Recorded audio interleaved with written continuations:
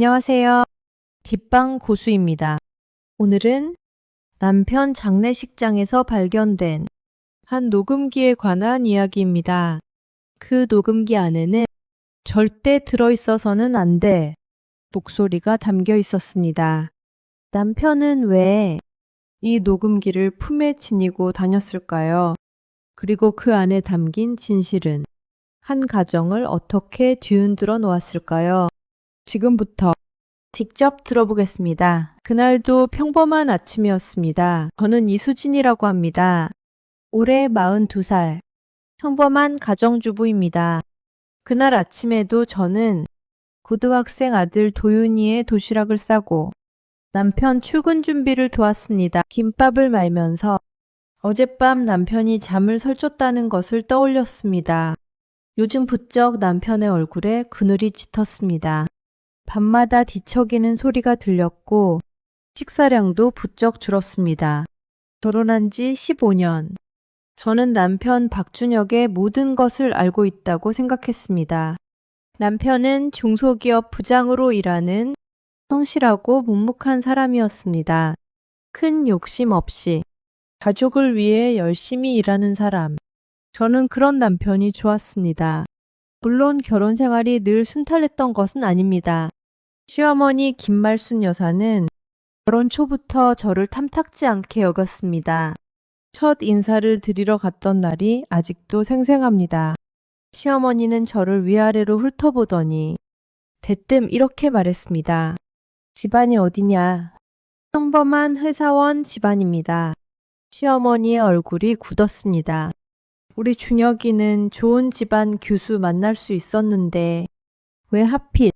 그 말끝을 흐렸지만 저는 무슨 뜻인지 알 수 있었습니다. 시누이 박미영도 만만치 않았습니다. 시누이는 저보다 4살 어렸지만 처음 만난 날부터 저를 깔보는 티가 역력했습니다. 언니, 우리 오빠 월급이 얼마인지 알아? 언니는 복 받은 거야. 그거 알고 살아. 시누이는 대놓고 저를 무시했습니다. 하지만 남편이 저를 지켜주었습니다. 엄마, 수진이 내가 사랑해서 데려온 사람이야. 앞으로 그런 말 하지 마. 미영아, 언니한테 예의 지켜. 다음에 또 그러면 나 진짜 화낸다. 남편은 항상 제 편이었습니다. 시어머니와 시누이의 구박이 있을 때마다 남편이 방패막이가 되어주었습니다. 그래서 저는 버틸 수 있었습니다. 남편만 있으면 괜찮아. 남편이 나를 사랑하니까. 그것만으로 충분해. 저는 그렇게 생각하며 15년을 살았습니다. 그런데 몇 달 전부터 남편의 상태가 심상치 않았습니다. 얼굴에 그늘이 지고 얼수가 줄었습니다. 밤에 자다가 벌떡 일어나 거실에서 한참 동안 서성이기도 했습니다. 여보, 무슨 일 있어요? 제가 물으면 남편은 애써 웃음을 지으며 대답했습니다. 아니야. 회사 일이 좀 바빠서 그래. 걱정 마. 저는 그 말을 믿었습니다. 남편이 저에게 거짓말을 할 리 없다고 생각했습니다. 그날 아침도 마찬가지였습니다. 남편은 평소보다 30분 일찍 일어났습니다. 저는 의아했지만 그냥 회사 일이 바쁜가 보다 생각했습니다. 아침밥을 차리는데 남편이 부엌으로 들어왔습니다. 수진아. 네? 남편이 뒤에서 저를 안았습니다. 깜짝 놀랐습니다. 결혼한 지 15년이나 됐는데 남편이 이렇게 먼저 안아주는 일은 드물었습니다. 여보, 왜 그래요? 무슨 일 있어요? 아니, 그냥. 남편이 제 어깨에 얼굴을 묻었습니다. 나 항상 고마워. 당신이랑 결혼해서 진짜 다행이야. 갑자기 왜 그래요? 무슨 일 있는 거 아니에요? 아니야. 그냥 오늘 당신 얼굴이 예뻐 보여서. 남편은 어색하게 웃었습니다. 저는 이상하다고 느꼈지만 그냥 넘어갔습니다. 뜨근 시간이 다가오자 남편은 현관에서 구두를 신었습니다. 저는 남편의 가방을 건네주며 말했습니다. 오늘 저녁에 도윤이랑 셋이서 외식할까요?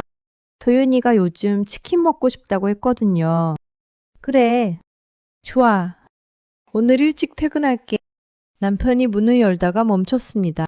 그리고 돌아서서 저를 바라보았습니다. 수진아, 네? 사랑해. 저는 웃으며 대답했습니다. 나도요.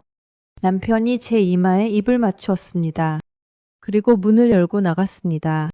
그것이 마지막이었습니다. 그것이 남편과 나눈 마지막 대화였습니다. 점심시간이 조금 지났을 때였습니다. 저는 거실에서 빨래를 개고 있었습니다. 휴대폰이 울렸습니다. 화면을 보니 남편 회사 번호였습니다. 별 생각 없이 전화를 받았습니다. 여보세요? 사모님이시죠? 박준혁 부장님, 사모님 맞으시죠? 상대방의 목소리가 다급했습니다. 네, 맞는데요. 무슨 일이세요? 저희 지금 병원인데요. 부장님이 갑자기 쓰러지셔서. 뭐라고요? 심장이 쿵 하고 내려앉았습니다. 손에 들고 있던 빨래가 바닥으로 떨어졌습니다. 어느 병원이요? 제가 지금 갈게요. 저는 앞치마도 벗지 못한 채 현관으로 뛰어나갔습니다. 택시를 잡아 타고 병원으로 달려가는 동안 저는 두 손을 모으고 기도했습니다. 제발, 제발 괜찮아야 해. 제발 아무 일도 아니어야 해. 택시 안에서 저는 계속 남편 휴대폰으로 전화를 걸었습니다. 하지만 남편은 전화를 받지 않았습니다. 불안감이 점점 커졌습니다. 병원 응급실에 도착했을 때 남편 회사 동료들이 복도에 서 있었습니다. 그들의 얼굴은 하나같이 어둡게 가라앉아 있었습니다. 저를 본 동료 한 명이 다가왔습니다.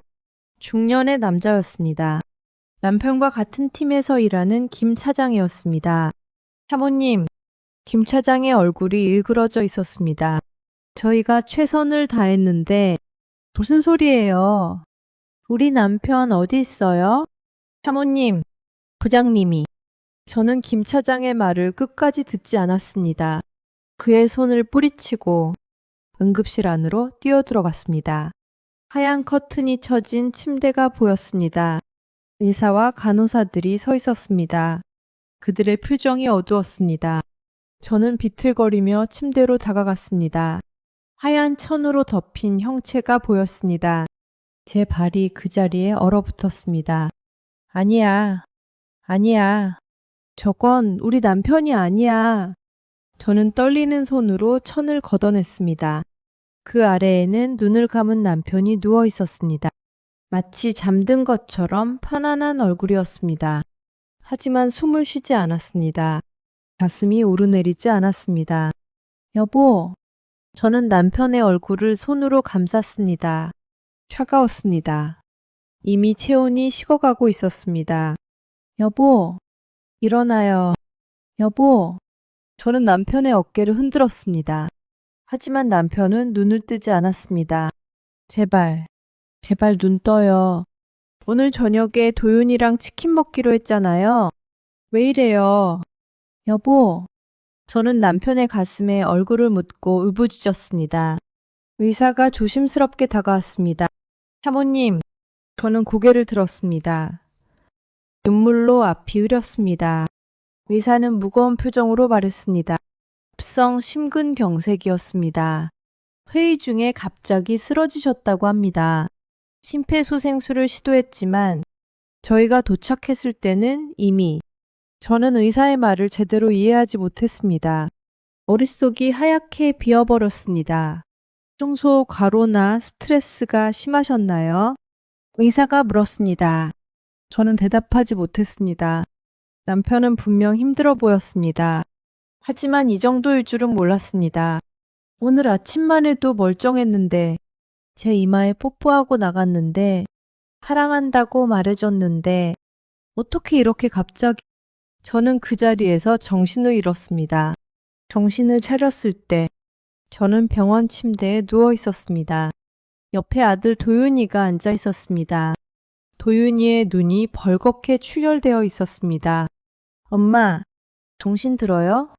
저는 벌떡 일어났습니다. 아빠는?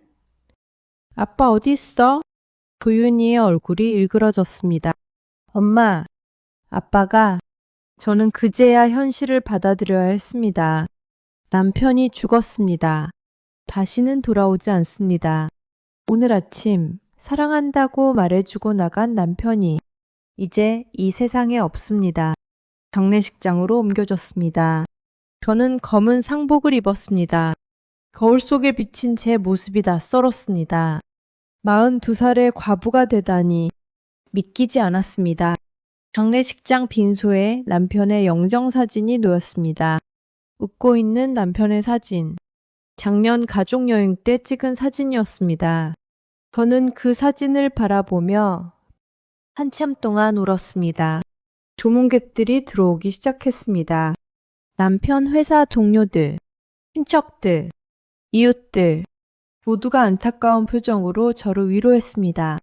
너무 갑작스러운 일이라 뭐라 위로의 말씀을 드려야 할지 모르겠습니다. 부장님이 그렇게 갑자기 가실 줄은 몰랐어요. 정말 좋은 분이셨는데 저는 그저 고개만 숙였습니다. 감사합니다. 와주셔서 감사합니다. 기계적으로 인사를 했습니다. 그때였습니다. 빈소 입구가 소란스러워졌습니다. 시어머니와 시누이가 도착한 것이었습니다. 아이고, 아이고, 내 새끼. 시어머니가 영정사진을 보자마자 땅이 꺼지라 통곡을 하기 시작했습니다. 아이고, 우리 준혁이 어떻게 엄마보다 먼저 가냐. 이 못난 애미를 두고 어떻게 먼저 가. 시어머니는 바닥에 주저앉아 울부짖었습니다. 시누이도 옆에서 눈물을 흘렸습니다. 오빠, 오빠 어떡해. 오빠가 없으면 나는 어떡해. 저는 그 모습을 보며 이상한 느낌을 받았습니다. 뭔가 어색했습니다. 분명 울고 있는데 진심이 느껴지지 않았습니다. 특히 시누이의 눈물은 마치 연기를 하는 것처럼 보였습니다. 울다가 주위를 힐끔 쳐다보고 다시 우는 것을 반복했습니다. 주문객들이 보고 있는지 확인하는 것 같았습니다. 저는 고개를 저었습니다. 내가 너무 예민한 건가? 사람이 죽었는데 저 사람들도 슬프겠지. 저는 애써 그렇게 생각하려 했습니다. 하지만 이상한 느낌은 가시지 않았습니다. 잠시 후 시어머니가 울음을 그치고 저를 바라보았습니다. 그 눈빛이 싸늘했습니다. 분명 방금까지 울고 있었는데 눈빛에는 슬픔이 없었습니다. 차갑고 날카로운 눈빛이었습니다. 넌 지금 뭐 하는 거냐? 시어머니가 저에게 말했습니다. 네? 남편 죽었는데 눈물 한 방울 안 흘리고 뭐야, 속으로 좋아하는 거야? 보험금 타니까? 저는 귀를 의심했습니다. 어머님, 그게 무슨... 닥쳐. 시어머니가 소리를 질렀습니다. 주문객들이 깜짝 놀라 우리를 쳐다보았습니다. 시어머니는 아랑곳하지 않고 말을 이었습니다. 네가 내 아들 고생시켜서 이 꼴 난 거야. 남편 건강 하나 못 챙기고 밥은 제대로 해먹었어? 집안일은 제대로 했어? 그게 아내냐. 시어머니의 독설이 쏟아졌습니다. 조문객들이 수군거리기 시작했습니다. 저것 봐. 시어머니가 며느리한테 저러네. 장례식장에서 저러면 안 되지. 저는 입술을 깨물었습니다. 반박하고 싶었지만 참았습니다. 남편 장례식에서 싸움을 벌일 수는 없었습니다. 조용히 고개만 숙였습니다. 그때 시누이가 제 옆으로 다가왔습니다. 언니, 시누이는 제 귀에 대고 속삭였습니다. 오빠, 보험금 얼마야? 내가 알기로 꽤 큰 금액일 텐데. 당연히 우리 엄마한테도 나눠줘야지. 그렇지. 저는 시누이의 얼굴을 바라보았습니다. 눈물 자국이 아직 남아 있었지만 눈빛은 차갑게 빛나고 있었습니다. 탐욕스러운 눈빛이었습니다. 오빠가 죽은 지 하루도 안 됐는데 벌써 돈 이야기를 하는 거야? 저는 시누이의 손을 뿌리쳤습니다. 언니 왜 이래? 내가 뭐 잘못된 말이라도 했어? 시누이가 눈을 부릅떴습니다. 원래 보험금은 가족이 나눠 갖는 거잖아. 언니 혼자 다 먹으려고? 우리 오빠 돈인데? 저는 시누이를 쳐다보았습니다. 분노가 치밀어 올랐습니다. 하지만 참았습니다. 지금은 때가 아니었습니다. 나중에 이야기예요. 지금은 장례식 중이잖아요. 저는 돌아서서 빈소 밖으로 나갔습니다. 복도 끝 비상구 계단에 앉아 한참 동안 울었습니다.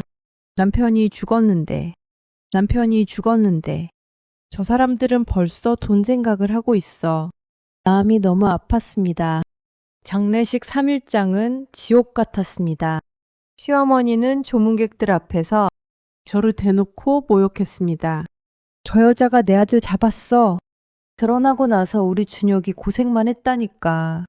밥도 제대로 못하고 살림도 못하고 저런 여자랑 살았으니 스트레스 받아서 죽지.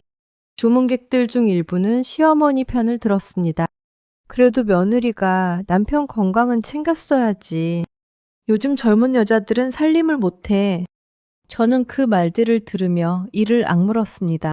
시누이는 틈만 나면 재산 이야기를 꺼냈습니다. 언니, 오빠 퇴직금은 얼마나 나와? 언니, 집은 언니 명이야, 오빠 명이야? 언니, 오빠 차는 어떻게 할 거야? 나 차 필요한데. 저는 점점 지쳐갔습니다. 남편을 잃은 슬픔도 채 사귀지 못했는데 저 사람들의 탐욕까지 감당해야 했습니다. 도윤아, 엄마 괜찮아? 아들이 걱정스러운 눈으로 저를 바라보았습니다. 괜찮아. 엄마 괜찮아. 저는 아들 앞에서는 애써 웃었습니다. 하지만 밤이 되면 남편의 영정사진 앞에 앉아 울었습니다. 여보, 왜 나 혼자 두고 갔어? 나 이제 어떡해. 장례식 마지막 날이었습니다. 운구를 하기 전 남편의 관 앞에서 마지막 인사를 할 때였습니다. 시어머니가 갑자기 제 앞을 막아섰습니다. 수진아. 네. 어머님, 집 문제 이야기 좀 하자. 지금요? 지금 운구해야 하는데요. 그래서 지금 하는 거야. 나중에 하면 네가 딴소리 할 거 아냐. 시어머니의 눈빛이 날카로웠습니다. 저 집 준혁이 명이잖아. 이제 네가 혼자 살 필요 없으니까 집 팔아서 정리해. 여반은 나한테 줘. 저는 기가 막혔습니다. 어머님, 저랑 도윤이가 살 집인데요. 그리고 남편 명이긴 하지만 제가 15년 동안 같이 읽어온 집이에요. 뭐? 같이 읽어? 네가 뭘 읽었는데 그냥 밥이나 해먹고 앉아 있었으면서. 시어머니가 비웃었습니다. 시누이가 끼어들었습니다. 언니 혼자 좋은 집에 살 필요 없잖아. 어차피 도윤이 대학 가면 혼자인데 작은 집으로 이사해. 차액은 우리 엄마랑 나눠. 저는 두 사람을 번갈아 바라보았습니다. 남편의 관이 바로 옆에 있었습니다. 남편이 아직 이 자리에 있는데 장례식도 끝나지 않았는데 저 사람들은 재산 이야기를 하고 있었습니다. 나중에 이야기예요. 저는 돌아섰습니다. 어디가? 대답 안 해? 시어머니가 소리쳤습니다. 하지만 저는 무시했습니다. 남편의 관 앞에 무릎을 꿇었습니다. 여보, 나 잘 버틸게. 당신 걱정 마. 저는 속으로 남편에게 말했습니다. 응구가 끝나고 화장을 하고 납골당에 남편을 안치했습니다. 모든 것이 끝났습니다. 저는 텅 빈 집으로 돌아왔습니다. 현관문을 열자 남편의 구두가 신발장에 놓여 있었습니다. 남편은 없는데 남편의 물건들은 그대로였습니다. 저는 현관에 주저앉아 한참 동안 울었습니다. 며칠이 지났습니다. 저는 남편의 유품을 정리하기로 했습니다. 미루고 미뤘지만 언젠가는 해야 할 일이었습니다. 남편의 방으로 들어갔습니다. 남편의 냄새가 아직 남아 있었습니다. 익숙한 냄새, 남편이 쓰던 향수 냄새, 남편의 채취. 마치 남편이 금방이라도 화장실에서 나올 것 같았습니다. 여보, 뭐해? 그렇게 말하며 웃을 것 같았습니다. 하지만 남편은 오지 않았습니다. 저는 옷장을 열었습니다. 남편의 양복들이 가지런히 걸려 있었습니다. 하나씩 꺼내 정리하기 시작했습니다. 양복을 개키다가 주머니에서 뭔가가 손에 걸렸습니다. 딱딱하고 네모난 것이었습니다. 꺼내보니 낡은 휴대용 녹음기였습니다. 손바닥 크기의 작은 녹음기. 은색 플라스틱 몸체가 군데군데 긁혀 있었습니다. 이게 뭐지? 저는 고개를 갸웃거렸습니다. 요즘 세상에 이런 구식 녹음기를 쓰는 사람이 있나? 남편이 왜 이런 걸 가지고 다녔을까? 혹시 회사 회의 녹음용인가? 저는 녹음기를 이리저리 살펴보았습니다. 측면에 작은 재생 버튼이 있었습니다. 별 생각 없이 재생 버튼을 눌렀습니다. 취직! 작은 잡음과 함께 목소리가 흘러나왔습니다. 오빠! 저는 숨을 멈추었습니다. 신우이의 목소리였습니다. 오빠! 내 말 안 들을 거야? 형수 내보내라니까. 저는 심장이 멎는 것 같았습니다. 손에 든 녹음기가 갑자기 무거워졌습니다. 이영아, 무슨 소리야? 내가 왜 수진이를 내보내? 남편의 목소리가 들렸습니다. 살아있을 때의 남편 목소리. 저는 눈물이 핑 돌았습니다. 하지만 녹음 내용에 집중했습니다. 오빠, 아직도 모르겠어? 형수가 오빠 인생 망치고 있다고. 그 여자 아니었으면 오빠 진작에 잘 됐어. 엄마 말이 맞아. 이혼해. 신우이가 남편에게 이혼을 종용하고 있었습니다. 저는 손이 부들부들 떨렸습니다. 이영아, 수진이는 아무 잘못 없어. 내가 사랑해서 결혼한 여자야. 이혼 같은 소리 하지 마. 남편이 저를 변호하고 있었습니다. 하지만 신우이는 멈추지 않았습니다. 아, 진짜 오빠 답답해. 좋아. 그러면 내가 엄마 아파트 담보대출건 다 폭로할 거야. 뭐? 오빠가 엄마 몰래 도장 찍고 대출받은 거. 그 돈 사업에 쓰고 망한 거. 나 다 알아. 저는 숨이 막혔습니다. 남편이 시어머니 몰래 대출을 받았다고? 저도 몰랐던 일이었습니다. 남편은 저에게 한 번도 말한 적이 없었습니다. 엄마한테 말할까? 아니면 형수한테 말할까? 형수가 알면 어떻게 될까? 이혼 사유 되겠네. 신우이의 목소리에 비웃음이 섞여 있었습니다. 이영아, 그건 어쩔 수 없이 그랬던 거야. 사업 자금이 급해서 제발 그 이야기는 꺼내지 마. 남편의 목소리가 떨리고 있었습니다. 다급하고 두려운 목소리였습니다. 그러면 형수 내보내. 이혼해. 안 그러면 나도 가만 안 있어. 제발 미영아. 수진이는 건드리지 마. 내가 뭐든 할게. 돈이 필요하면 돈을 줄게. 제발 수진이만은. 남편이 애원하고 있었습니다. 저를 지키기 위해 애원하고 있었습니다. 녹음기를 붙들고 있던 제 손에서 힘이 빠졌습니다. 녹음기가 바닥으로 떨어졌습니다. 저는 그 자리에 주저앉았습니다. 눈물이 멈추지 않았습니다. 여보, 당신이 이렇게 힘들었는데 나는 왜 몰랐을까? 남편은 저에게 한마디도 하지 않았습니다. 혼자 다 짊어졌습니다. 신우이의 협박을 혼자 감당했습니다. 저를 지키려고, 저를 힘들게 하지 않으려고 그 스트레스가 남편의 심장을 멈추게 한 것입니다. 저는 바닥에 떨어진 녹음기를 주었습니다. 아직 녹음이 더 남아 있었습니다. 떨리는 손으로 다시 재생 버튼을 눌렀습니다. 그녀가 이번에는 시어머니의 목소리였습니다.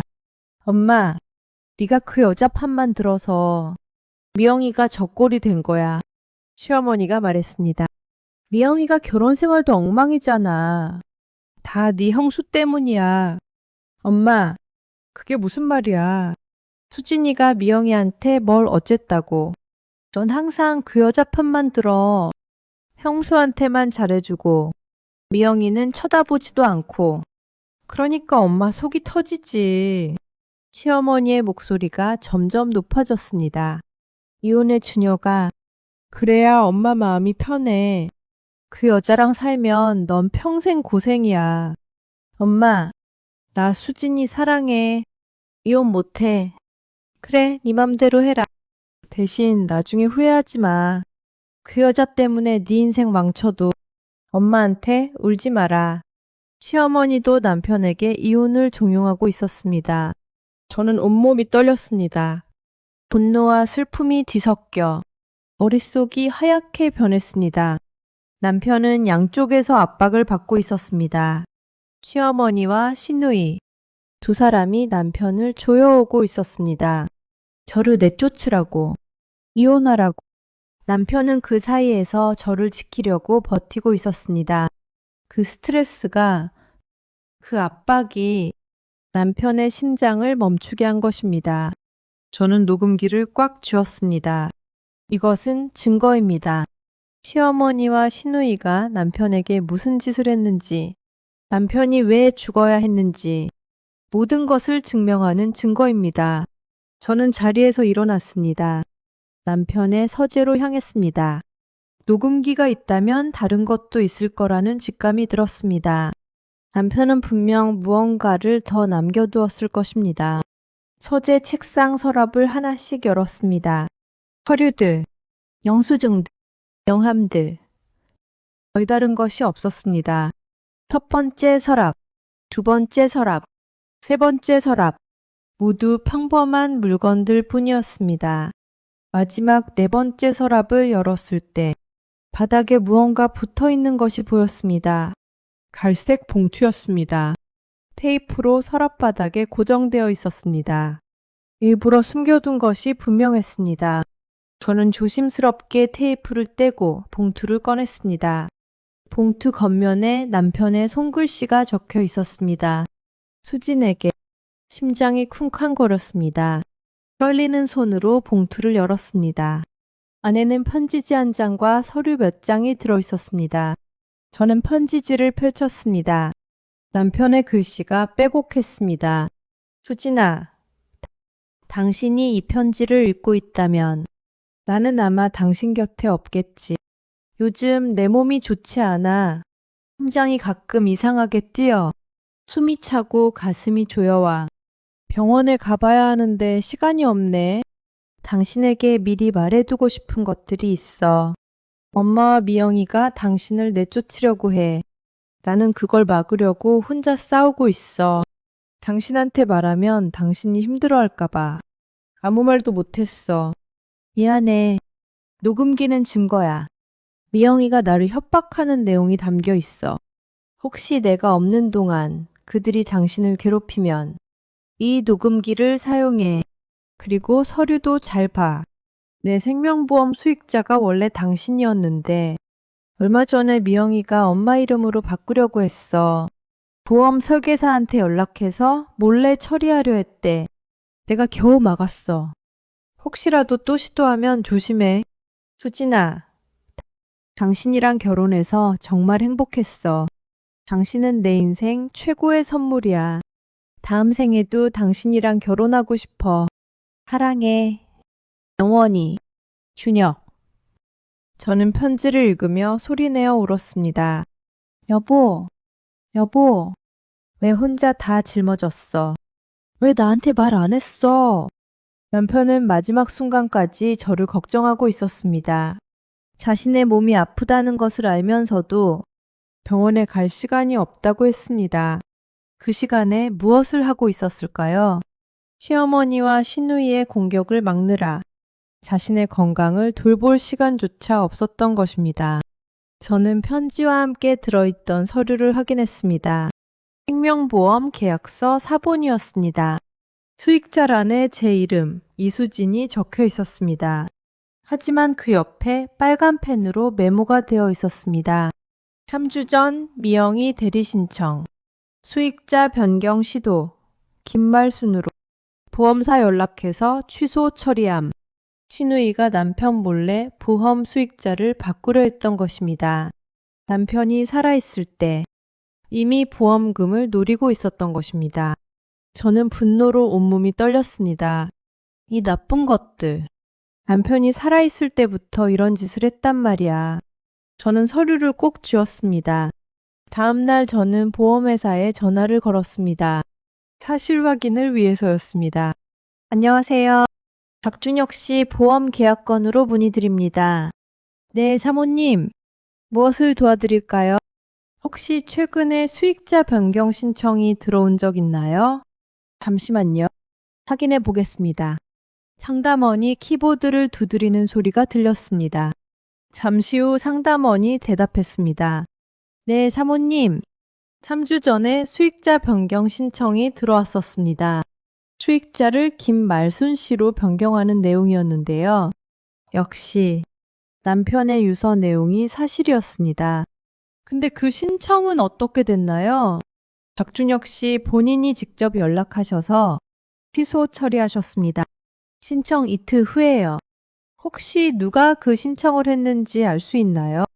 기록상으로는 박미영 씨라는 분이 대리인 자격으로 신청하셨네요. 하지만 본인 동의 없이 진행된 건이라 박준혁 씨께서 강하게 항의하셨습니다. 저는 이를 악물었습니다. 신우이가 남편 몰래 보험 수익자를 바꾸려 했다. 남편이 죽으면 보험금이 시어머니에게 가도록 그것을 남편이 막은 것이다. 감사합니다. 저는 전화를 끊었습니다. 폰이 떨렸습니다. 분노로, 배신감으로 저는 결심했습니다. 이대로 당하고 있을 수만은 없다. 남편이 목숨 바쳐 지키려 한 것을 저 사람들에게 빼앗길 수는 없다. 저는 변호사를 찾아갔습니다. 녹음기와 유서, 보험 서류까지 모든 증거를 들고 갔습니다. 변호사는 50대 중반의 여성이었습니다. 가정법 전문 변호사였습니다. 그녀는 제가 가져온 자료를 꼼꼼히 검토했습니다. 사모님, 변호사가 심각한 표정으로 말했습니다. 이건 명백한 협박이고 재산 탈취 시도입니다. 형사 고소도 가능한 수준이에요. 형사 고소요? 네. 신우이 분이 고인을 협박해서 심리적 압박을 가한 정황이 확실합니다. 그리고 보험 수익자 위조 시도는 사문서 위조에 해당할 수 있어요. 고인의 동의 없이 대리 신청한 거니까요. 저는 고개를 끄덕였습니다. 그런데 변호사님, 저는 형사 고소보다 더 하고 싶은 게 있어요. 무엇인가요? 저 사람들이 세상 앞에서 무너지는 걸 보고 싶어요. 남편을 죽음으로 몰아넣고도 아무렇지 않게 보험금 타령하는 저 사람들이 모든 사람들 앞에서 망신당하는 걸요. 변호사가 저를 바라보았습니다. 사모님, 무슨 계획이 있으신 건가요? 저는 조용히 말했습니다. 49제가 2주 후에요. 남편 친척들이 다 모입니다. 그때까지 기다릴 거예요. 변호사는 잠시 생각하더니 고개를 끄덕였습니다. 알겠습니다. 제가 도와드리겠습니다. 법적으로 문제가 없도록 준비하시죠. 감사합니다. 저는 변호사 사무실을 나왔습니다. 이제 싸움이 시작됩니다. 며칠 후였습니다. 저녁을 먹고 설거지를 하고 있는데 휴대폰이 울렸습니다. 모르는 번호였습니다. 여보세요? 저기, 형수님이시죠? 낯선 남자 목소리였습니다. 누구세요? 저 미영이 남편이요. 김태수. 저는 깜짝 놀랐습니다. 신우이의 남편이었습니다. 신우이 부부는 사이가 좋지 않다고 들었습니다. 거의 별거 상태라고 했습니다. 왜 갑자기 저한테 전화를? 저 형수님한테 드릴 말씀이 있어서요. 만나서 이야기할 수 있을까요? 무슨 이야기인데요? 미영이 일이요. 형수님이 꼭 아셔야 할 것 같아서요. 저는 잠시 망설였습니다. 하지만 호기심이 앞섰습니다. 신우이에 대해 더 알 수 있는 기회였습니다. 알겠어요. 어디서 만날까요? 다음날 저는 신우이 남편 김태수를 만났습니다. 집에서 먼 동네의 조용한 카페였습니다. 그는 수척한 얼굴로 제 앞에 앉았습니다. 눈 밑에 다크서클이 짙었습니다. 형수님, 저 지금 미영이랑 이혼 소송 중이에요. 알아요. 그건 들었어요. 그는 한숨을 쉬었습니다. 근데 아시는 거 있어요? 미영이가 결혼 생활 동안 친정의 돈을 엄청 빼돌렸어요. 저는 눈이 커졌습니다. 그게 무슨 말이에요? 미영이가 저한테 숨기고 매달 친정에 돈을 보냈어요. 제 월급에서 몰래 빼돌린 것도 있고요. 처음엔 몇십만 원이었는데 나중에는 몇백만 원씩 빼갔더라고요. 얼마나 빼돌렸는데요? 총 금액이 1억 5천만 원이 넘어요. 저는 숨이 막혔습니다. 1억 5천만 원. 엄청난 금액이었습니다. 근데 문제는 그 돈 출처를요. 미영이가 형부한테서 받았다고 하더라고요. 뭐라고요? 미영이가 형부한테 돈을 뜯어낸 거예요. 협박해서요. 저는 손이 떨렸습니다. 커피잔을 내려놓았습니다. 자세히 말해주세요. 저도 자세히는 몰라요. 근데 미영이가 저한테 자랑했어요. 오빠는 내 말이면 뭐든 다 들어. 내가 뭘 달라고 하면 다 줘. 형수가 문제지. 오빠는 착해. 이러면서요. 시누이는 남편에게서 돈을 뜯어내고 있었습니다. 협박으로. 남편은 시누이에게 돈까지 갈취당하고 있었던 것입니다. 형수님, 저 미영이한테 너무 당했어요. 근데 형수님은 저보다 더 심하게 당한 거잖아요. 김태수의 목소리가 떨렸습니다. 형부가 돌아가신 것도 미영이 스트레스 때문인 것 같아요. 미영이가 계속 돈 달라고 협박하고 이혼하라고 압박하고 그러다가 저는 주먹을 꽉 쥐었습니다.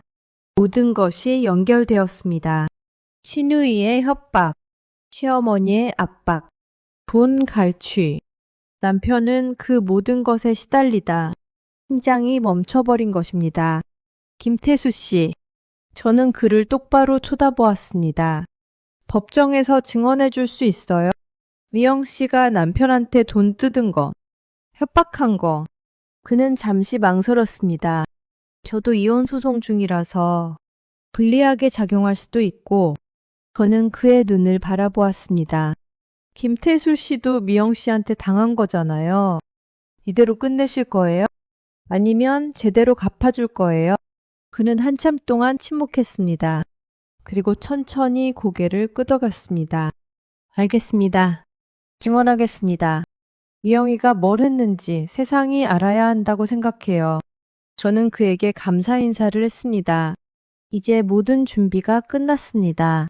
일주일 후, 저는 남편 회사로 찾아갔습니다. 남편과 같은 팀에서 일했던 김 차장을 만나기 위해서였습니다.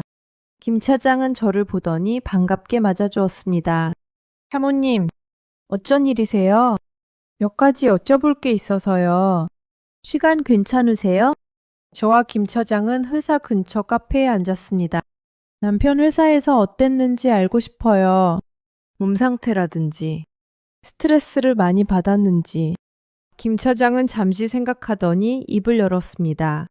부장님, 솔직히 말씀드리면 몇 달 전부터 많이 힘들어 보이셨어요. 어떡해요? 안색이 안 좋으셨어요. 자주 두통약 드시고 점심도 잘 안 드셨고요. 저는 가슴이 아팠습니다. 혹시 이유를 아세요?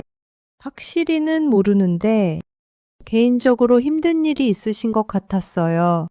가끔 전화 통화하시다가 한숨 푹 쉬시고 통화 끊고 나면 얼굴이 새하얘지셨거든요.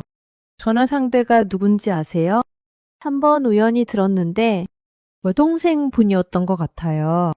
미영아, 제발 이런 말씀 하시던 게 기억나요. 저는 이를 악물었습니다. 예상대로였습니다. 시누이의 전화가 남편을 괴롭히고 있었던 것입니다. 김 차장님, 혹시 이 내용 진술서로 써주실 수 있어요? 김 차장은 고개를 끄덕였습니다. 부장님이 얼마나 힘드셨는지 제가 본 거 그대로 써드리겠습니다. 부장님이 억울하게 돌아가신 것 같아서 저도 마음이 안 좋았거든요. 감사합니다. 저는 김 차장에게서 진술서를 받았습니다. 이제 증거가 더 탄탄해졌습니다. 49제가 다가왔습니다. 남편이 떠난 지 49일.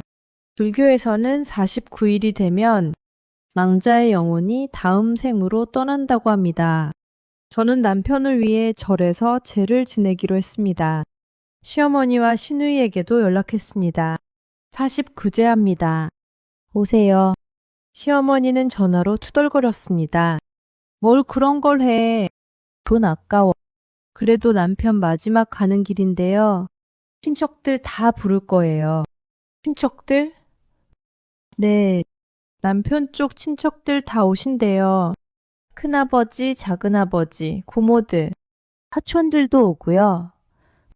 시어머니가 잠시 침묵했습니다. 알았어. 갈게.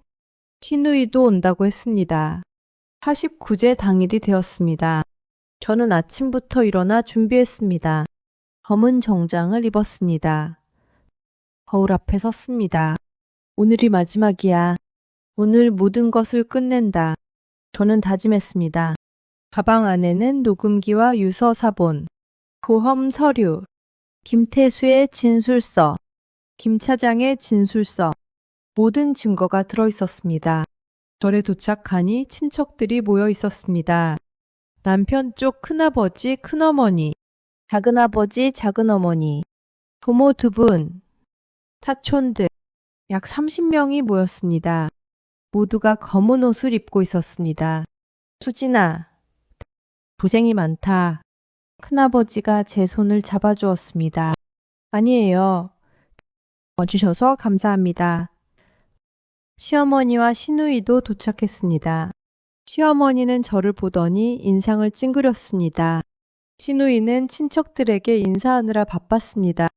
제가 시작되었습니다. 스님이 독경을 했습니다.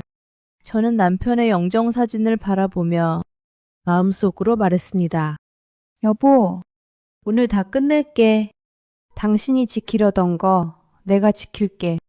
제가 끝나고 친척들이 식사를 했습니다. 옆 식당에 자리를 잡았습니다. 음식이 나오고 이야기꽃이 피었습니다.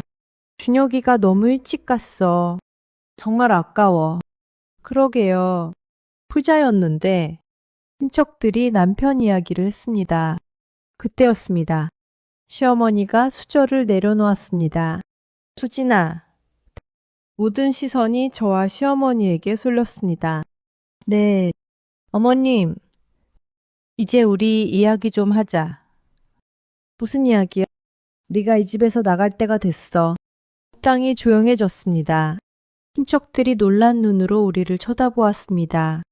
어머님, 그게 무슨 말씀이세요? 준혁이 없는데 네가 왜 거기 있어? 저 집은 우리 박씨 집안 집이야. 넌 이제 남이야. 나가. 시어머니의 목소리가 단호했습니다. 저는 시어머니를 바라보았습니다. 분노가 치밀어 올랐지만 참았습니다. 아직 때가 아니었습니다. 어머님, 저 남편이랑 결혼한 지 15년이에요. 그리고 도윤이도 있잖아요. 제가 왜 나가요? 신우이가 끼어들었습니다. 언니, 솔직히 말하자. 언니 때문에 우리 오빠 죽은 거잖아. 뭐라고? 언니가 오빠 고생시켜서 밥도 제대로 못 챙기고 건강관리도 못 해주고 그러니까 얼른 나가. 보험금이랑 퇴직금은 우리 엄마한테 주고. 신우이의 목소리가 높아졌습니다. 친척들이 수군거렸습니다. 저것 봐. 장례식 때도 저러더니. 저는 신우이를 바라보았습니다. 그리고 천천히 입을 열었습니다. 내 때문에 남편이 죽었다고요? 그래. 언니가 못나서, 언니가 무능해서, 우리 오빠가 스트레스 받아서 죽은 거야. 신우이가 버럭 소리를 질렀습니다. 저는 조용히 가방을 열었습니다. 그리고 녹음기를 꺼내 테이블 위에 올려놓았습니다. 그럼 이것도 제 잘못인가요? 신우이의 얼굴이 살짝 굳었습니다. 그게 뭐야? 남편이 남긴 거예요. 남편 양복 주머니에서 나왔어요. 저는 녹음기를 들어 보였습니다. 미영 씨, 들어볼래요? 잠깐. 뭔데 그게? 신우이가 다급하게 말했습니다. 하지만 저는 이미 재생 버튼을 눌렀습니다. 오빠, 형수 내보내. 그 여자랑 이혼해. 안 그러면 엄마 아파트 담보대출 건 내가 다 폭로할 거야. 오빠가 엄마 도장 몰래 찍은 거 다 알아. 신우이의 목소리가 식당 안에 울려 퍼졌습니다. 신우이의 얼굴이 하얗게 질렸습니다. 저건 녹음은 계속되었습니다. 미영아, 그건 어쩔 수 없이 그랬던 거야. 사업 자금이 급해서 제발 그 이야기는 꺼내지 마. 그러면 형수 내보내. 이혼해. 안 그러면 나도 가만 안 있어. 친척들이 웅성거리기 시작했습니다. 뭐야 저거? 미영이가 준혁이를 협박했어? 큰아버지가 놀란 얼굴로 물었습니다. 저는 녹음기를 잠시 멈추었습니다. 그리고 시어머니를 바라보았습니다. 어머님 목소리도 있어요. 들으실래요? 뭐라고? 시어머니의 얼굴도 하얗게 변했습니다. 저는 다시 재생 버튼을 눌렀습니다. 준혁아, 엄마, 네가 그 여자 판만 들어서 미영이가 저 꼴이 된 거야. 미영이가 결혼 생활도 엉망이잖아. 다 네 형수 때문이야. 엄마, 그게 무슨 말이야? 수진이가 미영이한테 뭘 어쨌다고.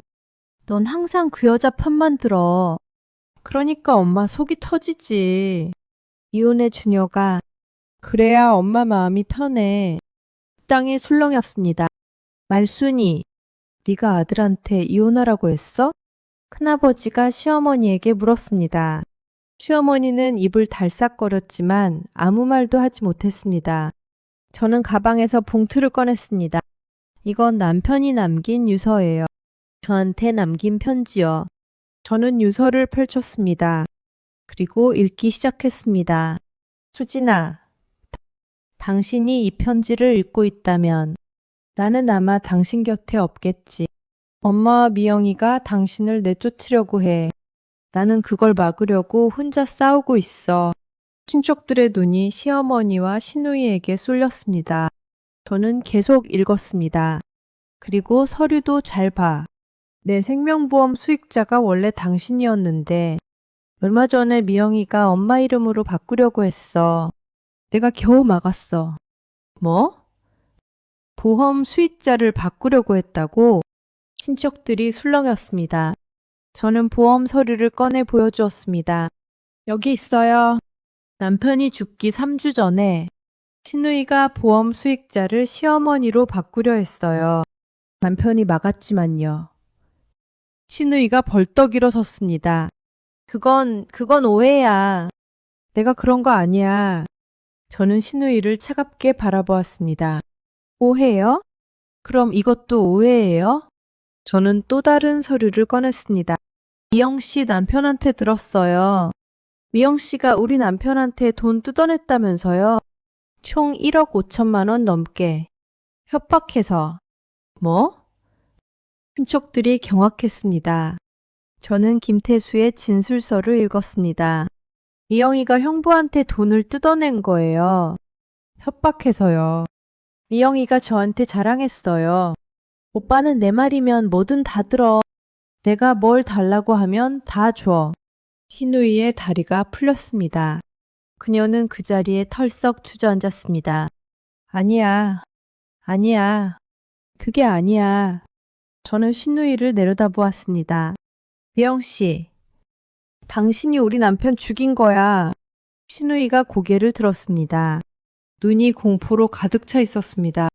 협박하고, 돈 뜯고, 이혼하라고 압박하고, 스트레스 줘서, 당신 때문에 우리 남편 심장이 멈췄어. 저는 시어머니를 바라보았습니다. 어머님도요. 이혼하라고 압박하고, 며느리 내쫓으려 하고, 그러면서 장례식장에서는 제 탓을 했죠. 시어머니의 얼굴이 새파랗게 질렸습니다. 우리 남편이 왜 죽었는지 아세요? 어머님이랑 미영 씨 때문이에요. 두 분이 남편을 죽인 거예요. 저는 마지막 서류를 꺼냈습니다. 김 차장의 진술서였습니다. 이건 남편 회사 동료 진술서예요. 남편이 얼마나 힘들어했는지 적혀 있어요. 시누이한테 전화 받고 얼굴이 새하얘졌다고요. 밥도 못 먹고 두통약만 먹었다고요. 저는 진술서를 테이블 위에 올려놓았습니다. 부끄럽지도 않으세요? 자식을 죽여놓고 그 자식 아내한테 재산 내놓으라고 하는 게 식당이 완전히 조용해졌습니다. 모든 친척들이 시어머니와 시누이를 쳐다보았습니다. 비난의 눈빛이었습니다. 말순이, 네가 그랬어? 네가 아들한테 그랬어? 큰아버지가 시어머니에게 물었습니다.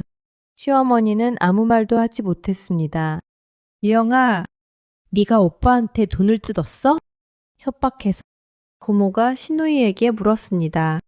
시누이는 바닥에 주저앉은 채 울기 시작했습니다.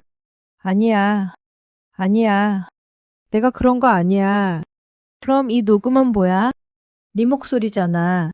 사촌 오빠가 소리쳤습니다. 시누이는 대답하지 못했습니다. 그저 울기만 했습니다. 갑자기 시어머니가 가슴을 움켜쥐었습니다. 어머니. 시누이가 다가갔습니다. 하지만 시어머니는 그대로 의자에서 미끄러졌습니다. 섭실구 불러. 누군가 소리쳤습니다. 사람들이 웅성거리며 시어머니 주위로 몰려들었습니다. 하지만 저는 움직이지 않았습니다. 그저 그 자리에 서서 무너져 내리는 그들을 바라보았습니다. 이것이 당신들의 결말이야. 남편을 죽음으로 몰아넣은 대가. 남의 재산 탐낸 대가. 이렇게 모든 사람 앞에서 망신당하는 것. 저는 속으로 중얼거렸습니다. 구급차가 와서 시어머니를 실어갔습니다. 시누이도 따라갔습니다. 식당에는 친척들과 저만 남았습니다. 수진아.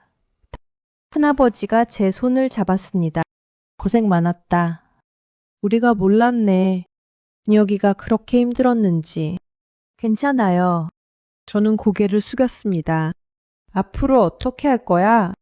법대로 할 거예요. 남편이 남긴 것 제가 다 지킬 거예요. 시누이는 고소할 거고요. 그래. 그렇게 해. 우리가 도와줄게. 친척들이 고개를 끄덕였습니다. 그날 저녁, 저는 집으로 돌아왔습니다. 텅 빈 집이었지만 이상하게 마음이 편했습니다. 남편의 영정사진 앞에 앉았습니다.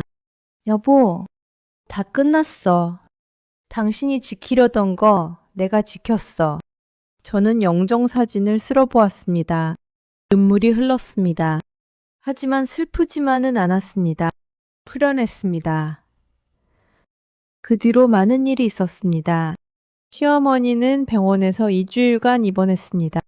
충격으로 쓰러진 후 심장에 무리가 왔다고 했습니다.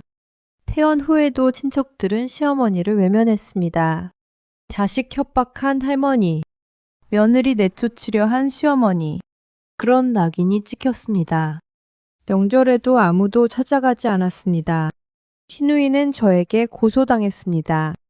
협박과 재산 갈취 혐의, 보험 사기 미수 혐의, 재판 결과 징역 2년 6개월을 선고받았습니다.